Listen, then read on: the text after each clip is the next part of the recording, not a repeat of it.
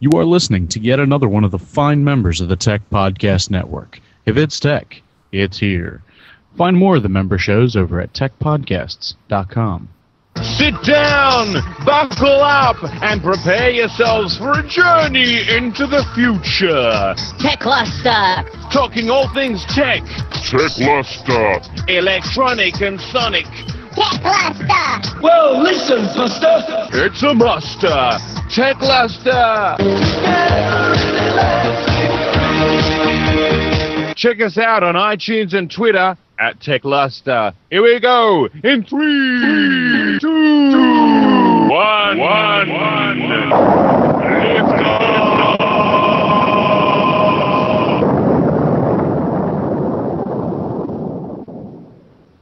Alright, hey guys, welcome to Tekluster episode 25, ISO edition. I've got Brad and Jason with me. How you going? Hey, what's up, Paul? Hey. Not too bad. So, what is happening in the world of iOS? There's a lot, mate. There's a new critical patch update that just came out in the last week. iOS 4.3.2. Yep. Patch up some holes due to successful exploits at this year's CanSec West Pwn to Own contest. So they fixed up some security problems, including vulnerabilities exploited by Charlie Miller and a team of researchers who broke into Room's BlackBerry phone. They updated Quick Look. A memory corruption issue existed in Quick Look's handling of Microsoft Office files.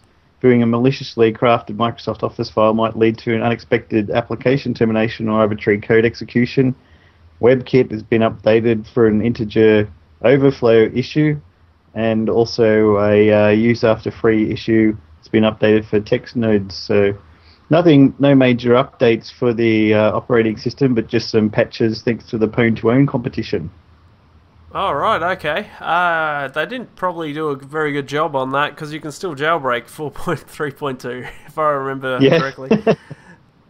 So they're always going to be behind the ball with the hackers. They're always going to be ahead of them and able to get in somehow. Well, they're right on the money this time on release days, so they did pretty well on that one. What do you guys think would be anything new coming up for iOS in the future? Maybe iOS 5?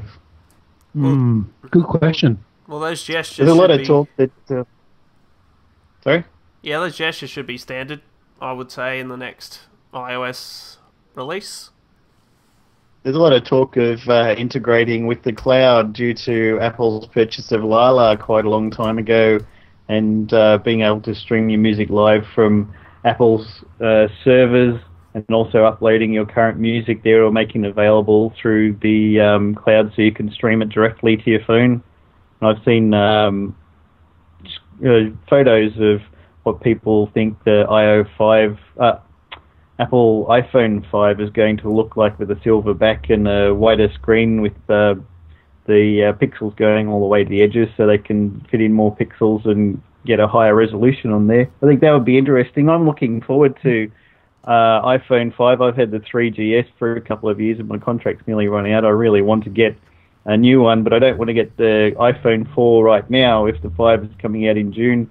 But they also say people have rumoured it's going to be out in September, and then others are saying maybe January next year, and just frustrates me with all these different people trying to guess through via rumours which might be the actual release time, but people keep saying definitely not WWDC, so if they don't do that then and they don't do the cloud stuff, I don't know what's going to happen with WWDC at all. I think it's going to be focused on Lion, this particular one, macOS Lion. You're probably going to see more of that, more so than anything else, I would say. They bring their Macs up to date with the new updates that are coming through for that. I've seen people talk about developer releases for the Mac OS X, so I guess that'll finally go gold and we'll get some interesting stuff there. Maybe there's some really cool final card that Apple is holding close to its chest that they don't want to talk about for the Mac OS that's going to blow everyone's mind at WWDC, so they're keeping it quiet and cool, but I don't know. I guess we'll just have to see. They're doing a good job at the moment. It feels like you're using iOS in a lot of features. Even more so. I mean, the screens are going to be the application is going to be able to go full screen, apparently like an iPhone, so that you have one application that just takes over the whole screen with the ability to slide your fingers across the keypad or whatever, the touchpad or whatever, to switch to the next app, just like the iPhone. And they've got the Mac App Store in there now, and probably working more on that to try and bring the iOS and the Mac OS closer in functionality, I guess. Yeah, that's, I guess, what they mean by the whole back to the Mac thing that they're trying to do they were doing like a show before WWDC back in January, I think, and they were telling them all about the back to the Mac, and they're trying hard to get that pretty much back to the Mac and leaving iOS out of it for a bit. But then they came round and brought out the iPad too. So then we knew that was just a lie. So yeah. I think that maybe they're just trying to unify the user experience across all of their devices, whether they're portable or even laptop and iMac machines, just so that everything's more consistent and people, have a more consistent experience with using the interface. Yeah, totally agree with that. Very interesting. Anyway, one of the features I like that I saw mentioned on one of the sites is with the new update. You'll be able to grab onto any corner of an open window and resize the screen. At the moment, everyone knows with the Mac, you can only grab onto the bottom right-hand corner to shrink or expand the screen, and that gets annoying if I'm looking at something on my 24-inch LCD and I unplug that and look at it on my MacBook Pro 13-inch. Firefox and things like that have just the window is right off the dimensions of the screen available for the LCD, and if I need to resize it, I have to grab onto the top of it, move it across to the left, move it across, drag it up until I can find the bottom right corner so I can drag it to resize it. Now you'll be able to grab onto any corner of the screen like a Windows operating system application and be able to resize it. I think that's great. It's going to make things a lot easier there. It sounds like a minor feature, but I really like that. Yeah, I totally agree with that. I think that'll make things a lot easier than the way things were done before, without any shadow of a doubt there. Yeah. But I believe, Brad, you were trying out something to do with showyou on the iPad too, or something like that? Indeed. Have you tried that out? Have you, Paul? Oh, yeah, I downloaded it recently. It reminded me of Bing with the trends icon. Yeah. And that's where I pretty much said, oh, yeah, this is Bing. Yeah. People are saying it's an Flipboard version, but in video. All right, okay. All right, I see, yeah. Because, I keep forgetting the fact that Bing's not available for anywhere else but the US. No, that sucks, and I can't believe Microsoft is doing that to us. Yeah, that's true. Microsoft are good at frustrating people. But the thing is, this app's not frustrating. It's the fact that people are now being frustrated because they can't get the app. Yeah. Exactly. That's what I mean. Yeah. Well, you have the same with, so many good applications out there in the US store, we can't even get here. It really annoys me. That's true, yeah. Well, it's the same for like the Xbox 360. There is you can get homebrew games in the US. There's a homebrew channel where you can download games that other people are writing for homebrew, not available in Australia, and a few other features like that. I mean, we're never going to get Netflix, but can't complain too much about that. But some of this other stuff, I mean, why not? Just they like to keep stuff in the US. So, Paul, what are your thoughts on the showyou app? Showyou app? Well, it's good. I had a mess around with it. I had my Twitter account, put it on at Facebook, and pretty much it was spot on the money. Like, it does work. AirPlay apparently works really well on this as well, and that sort of thing. So I am happy about the fact that it actually is one of those apps that support AirPlay, and you don't actually have to, whack out a HDMI port somewhere and try to mirror it on your iPad. So yeah, I'm happy with that. It's actually reasonably good quality as well. It brings out, I think it's its own sort of YouTube app as well. Yep. Because it really sort of runs a little bit more better than the YouTube app on the iPad.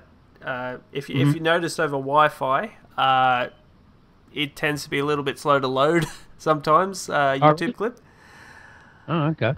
Like if you a particular clip that's long, say, it'll take maybe a minute or two before it starts downloading it and streaming it. Yep. I don't know if you noticed that. No, I haven't, mate. Well, no, it's been really good for me. I've had no problems. Loads pretty quick. Maybe it might be your internet, mate. No, my internet's quite good. Like I don't have issues on computers and all that sort of, or my iPhone for that matter. Yeah, true. But I've always had a little bit of trouble with the iPad. So yeah. I know. Have you both tested the app on iPhone and iPad? Yes, I've loved the application on the iPhone. Looks great. It's on the iPhone. It's on the iPhone as well. You can get it on both platforms. Wow. One universal binary? What's that? Just Jason? one universal binary. It works on both? I think so. Maybe wrong. Yeah, I think it does. Yeah. I'm not sure what you mean by that. But yeah, it does. Yeah. Yep. Well, some apps you have to download a version for your iPad, and then you have to go to the iTunes store and download a version for your iPhone. There is one version for the iPad and one version for the iPad. Okay. Yeah. See, if I get some applications like Echophon Pro, I just use the one download and it works on both platforms. Okay. Just copy it to whichever device I want. All right. It Cool, automatically resizes everything, which is universal, which is what I want to do with the Tech Webcast app, and make just one copy of it that automatically works on both. So saves having to look after two lots of code and two different binaries on the site. Sure, and even getting just a quick mention about Tech Webcast, getting videos on that app would be great as well. That's exactly what I'm aiming for. And maybe AirPlay too, built in. If you can. I'll see about that. I have to learn how to get AirPlay into things. That'd be pretty cool. Which I don't own an Apple TV, so it doesn't really bother me. But we'll see. I do, so it'll work well for me. Yeah, it would. Paul, do you own an Apple TV, mate? I used to. I recently got rid of it because I had the first generation, and I'm thinking about going for the second generation at some point, or waiting out for possibly a third this year. I really doubt it's going to happen, but nonetheless, I'm hoping. Okay. Now, speaking of AirPlay, did you guys see recently somebody reverse engineered the private encryption key for AirPlay? Oh, really? Yep. There was a guy whose girlfriend wanted to use something through AirPlay and it wasn't working properly, so he got her, the airport router or whatever that Apple have, and ripped it open and took their ROM out of it, used the ROM dumper and dumped it onto his computer, and then extracted out of that the private key. So now he's put that up online, so you can add that to any device that you can support or compile code on, and they'll be able to add air sharing onto any of them. I can imagine Apple's not happy about that though. But yeah, you could have a Linux box in the corner, or some other, maybe even the Boxy box or something like that, and add on AirPlay functionality. Yeah, actually, there's AirPlay coming to the Boxy box. Actually, Jason. Oh, that would be awesome for you. Yeah, update in May with the iPad app. That's coming. I know you love your Boxy box. I love it, mate. It's a great device. Great device. That's good. And also the iPad app's going to be pretty cool too. Can't wait to get my hands on it. When's that coming out? In May, sometime in May, I think. Not sure when, but wait. Sure? And what else? Sorry, yeah. Go on, mate. You sure it's coming out for the Australian store? For the Boxy box app? Yeah. Yeah, it is, mate. Yeah, yep. Oh, okay. I'm pretty sure. That's good. I'm pretty sure it is. It better be anyway. If it's not, I won't be able. Just like that TiVo app you got that doesn't work. Yeah, exactly. Yeah. I know, that was a waste of fail. Yeah. I'm glad they got the Genie thing though. That works all right. Yeah, that's good. That works great. So, Paul, give us a bit of a background on what you do, mate, and with on the internet. Oh, well, I do YouTube. That's basically my primary focus, and I've been trying to venture out into something else other than the whole YouTube scene in a lot of ways. So I think I got my first Twitter account last year or something or other. Wow. Yeah. I'm not really up with the whole Twitter thing. But I think you were the one that convinced me to go on Twitter. So was it really? Was it? Yeah. I wouldn't have went on Twitter otherwise. What's your Twitter username so we can all follow you? Pico12. It's same as my YouTube. It's pretty much a YouTube support, basically. Yeah. So so I don't have to upload a video every other day. I can tweet it apparently now, so it's a bit convenient. Yeah. Yeah. Yep. So updates. I actually tried to set up my YouTube account again to tweet out when I upload new videos, but it was playing up, kept coming up with cannot connect to Facebook. Cannot connect to Twitter for auto connection, so I don't know what's up with that. All right, okay. Well, Don't know what's going on there. So, Paul, what else do you get? Like, so you're an iOS. You like Apple. You love Apple. You own everything Apple. Oh, no, not everything Apple. Only Apple.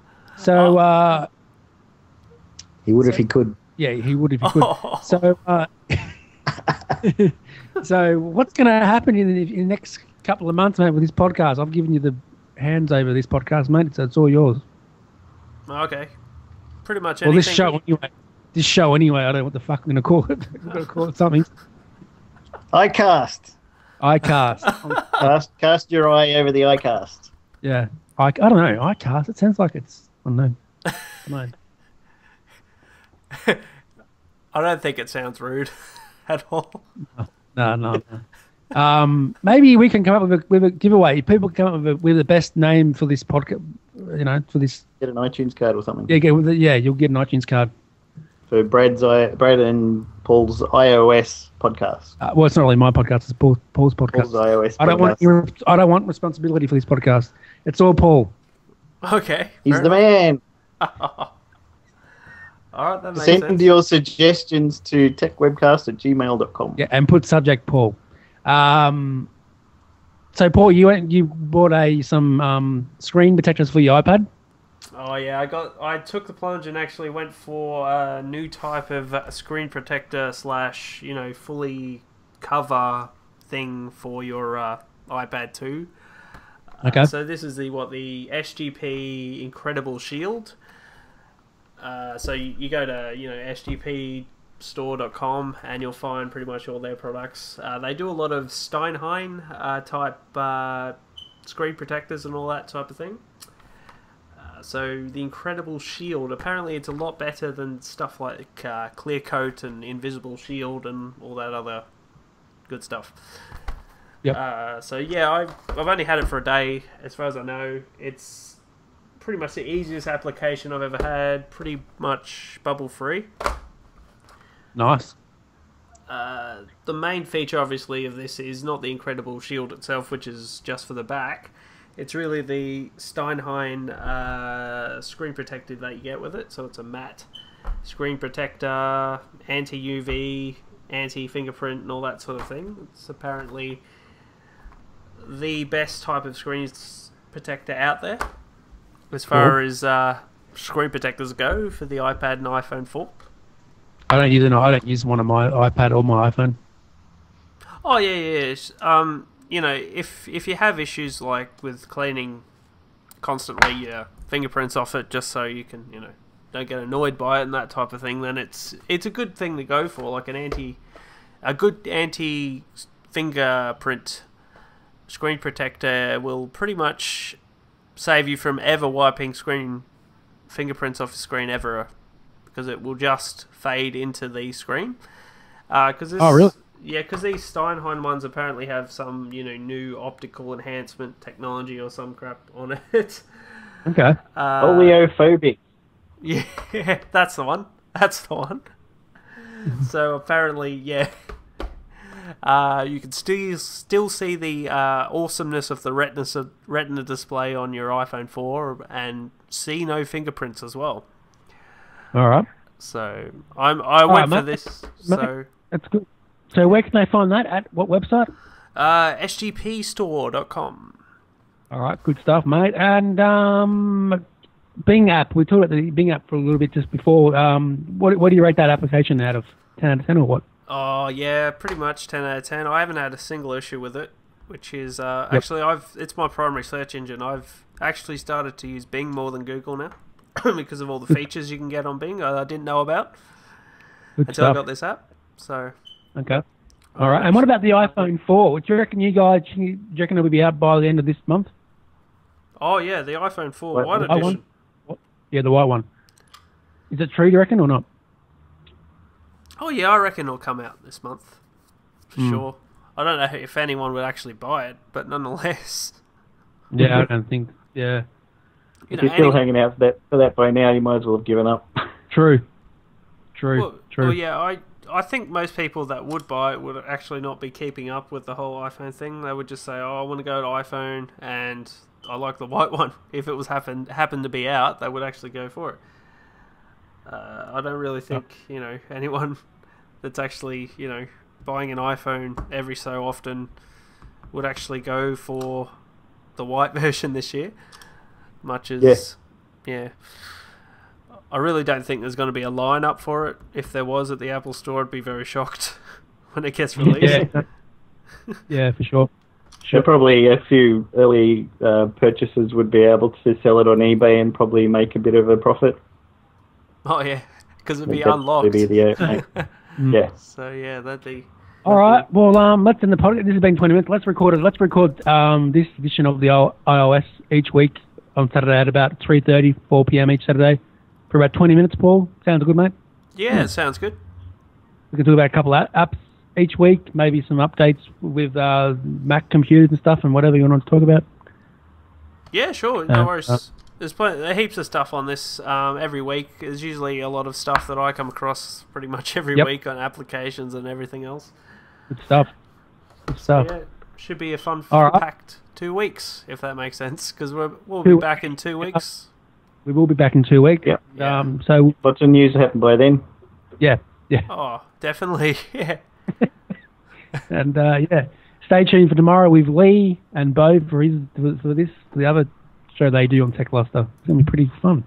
Cool. Where do they find you on the internet, Brad? As always, Tekluster, Tech Webcast, Brad Oz. And You can find me at jasonoakley.me and Warlock, WAULOK on Twitter. And Warlock, you're doing a great job with Tech Webcast, mate. Thanks. I love it. And Paul, next with video, mate, when would that be out?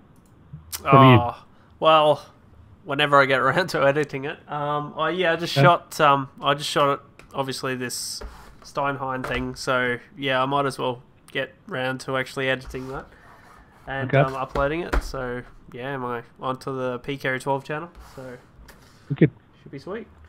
All right. We will hear more from Paul in about 2 weeks to do with iPad apps and Mac stuff and whatever, and also more from me and Jason on Tech Webcast and Tekluster in 2 weeks. Is that correct, Jason? Yep. 2 weeks? Yep. See everybody then. Thank you.